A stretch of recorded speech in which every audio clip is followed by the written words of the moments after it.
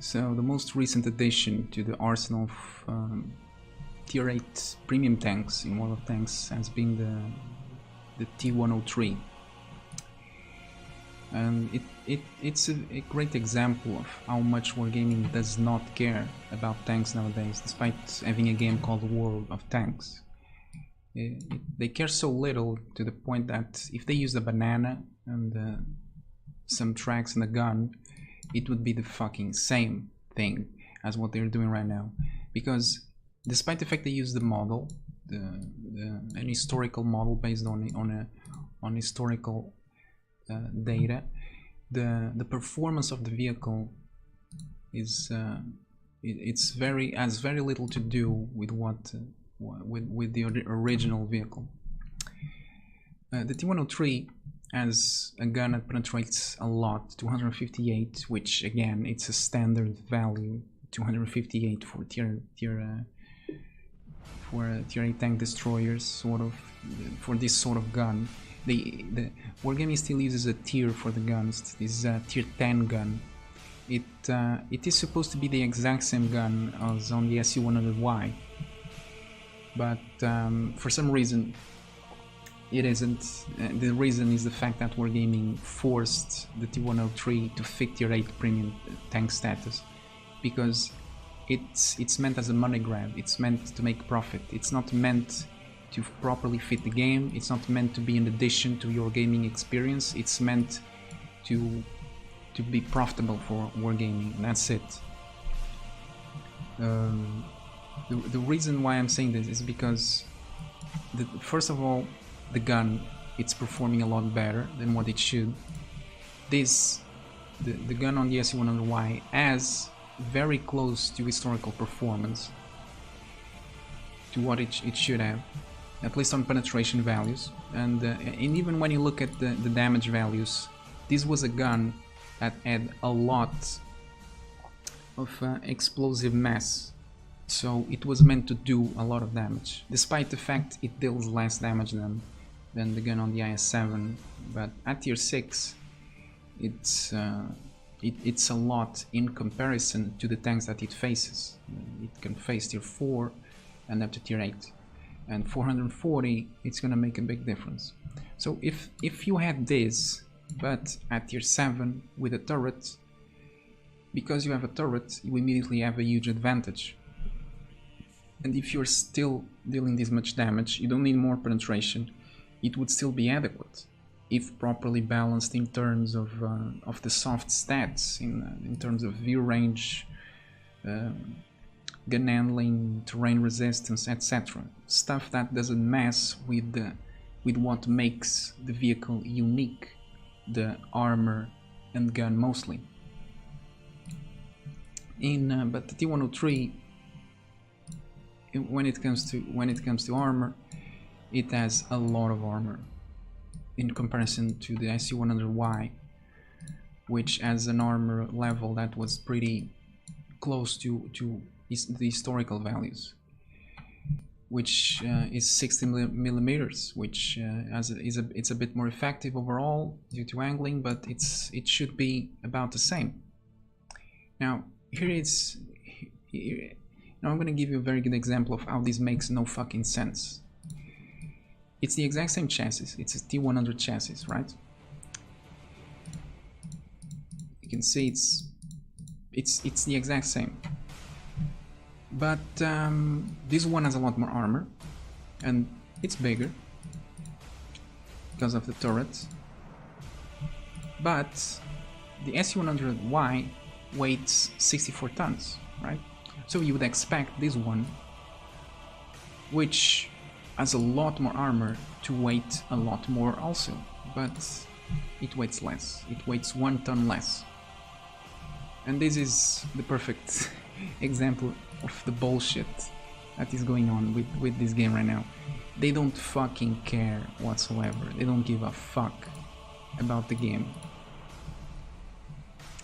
And they are just making as much money as they can with the game that had so much potential, so much. Anyway,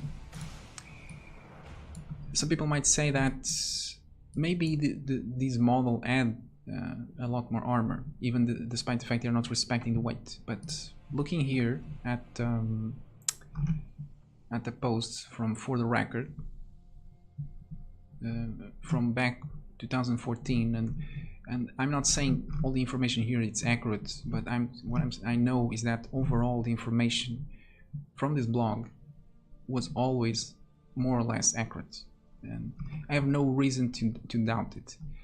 So you can see over here that some information. This kind of firepower came at a cost. The vehicle was heavy and could not handle a large amount of armor. It only reached 60 mm in the front and sides, which is quite low for the tier Serb estimated 7 to 8. Because Serb, you can see here in the question and answers, he mentioned this tank.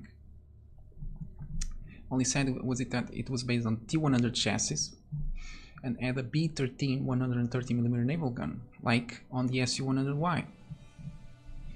So it's supposed to be the exact same gun on both tanks, but they have far different performances because Wargaming is forcing the T-103 to fit as a tier 8 when it shouldn't. It shouldn't be a tier 8, it should be a tier 7.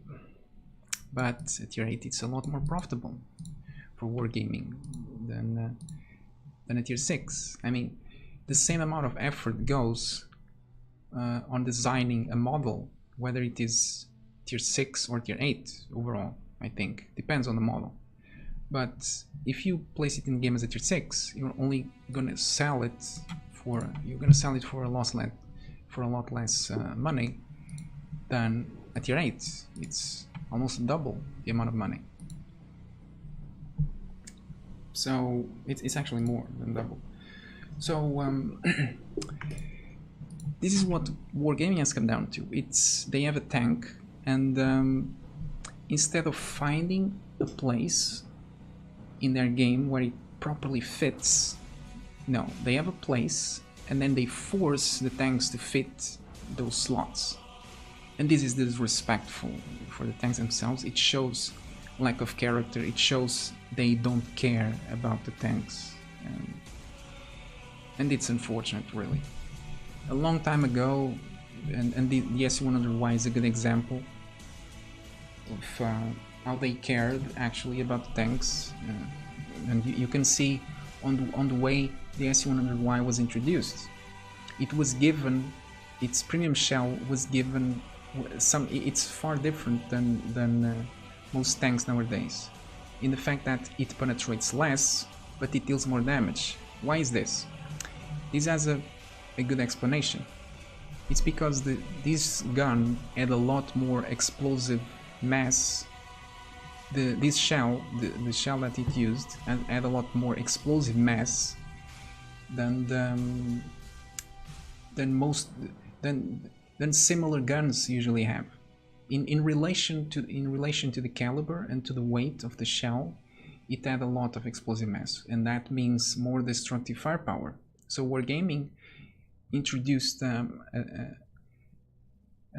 something different, which is a premium shell that penetrates less but deals more damage. This makes it force into a more intelligent use, and I believe it's not very